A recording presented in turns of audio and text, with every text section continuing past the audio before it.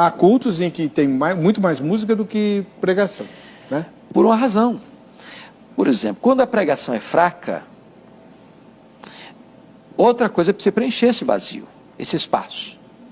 Então, você sabe, quando você chega numa igreja, eu prego em muitas igrejas, diversas denominações, eu chego, imediatamente eu tenho um diagnóstico se esta igreja é uma igreja que está acostumada com o cardápio da palavra de Deus ou não. Quer um exemplo? Você chega, abre o texto para pregar, e leia o texto, terminou de ler, o povo faz isso aqui, ó. Você pode saber que essa igreja não está acostumada com Bíblia. Ela não vai, ela não tem expectativa de que o pregador vai pegar aquele texto que leu e vai expor aquele texto. Porque tem pregador que lê o texto, vai embora o texto, nunca mais volta para o texto. Então, uma igreja acostumada com a exposição da Bíblia, ela vai acompanhar. E aí é maravilhoso, porque o pregador, se ele não pregar com fidelidade, o povo vai perceber, não, o pastor está pregando uma coisa aqui que não está aqui. Mas não é isso que o texto está dizendo.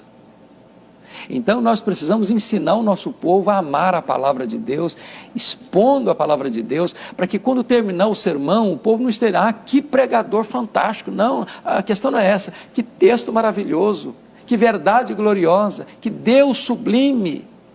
Então, não vai se encantar com o pregador, vai se encantar com a pregação. Eu acho que nós vivemos uma das grandes crises no Brasil, a igreja evangélica brasileira, com os púlpitos. Rasos, muitos rasos, outros que perderam a sua finalidade de transmitir com fidelidade a palavra de Deus.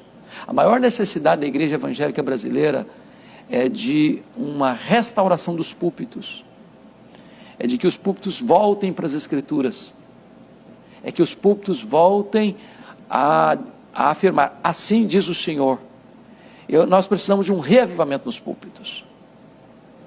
Por quê? Porque se o púlpito não está aliançado com a fidelidade à palavra de Deus, quanto mais se prega, pior fica. Pior fica. E infelizmente hoje há muitos púlpitos que torcem a palavra de Deus. Preocupantemente, às vezes até conscientemente, para alcançar determinadas, ou atingir determinados interesses pessoais ou vantagens pessoais. Então a palavra de Deus não pode ser torcida para atender à minha vontade. A palavra de Deus precisa ser transmitida com integridade, com fidelidade. É por isso que nós fazemos, é um termo que nós usamos muito, mas talvez os nossos telespectadores não podem entender por completo, é a palavra exegese. Você vai para o texto para tirar do texto o que está no texto.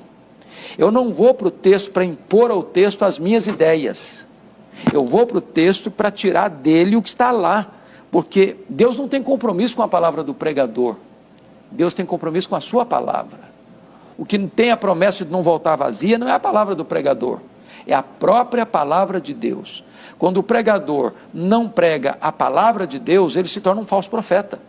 Porque promete em nome de Deus o que Deus não está prometendo, proíbe em nome de Deus o que Deus não está proibindo. Então é gravíssimo. A sua pergunta para mim é soleníssima.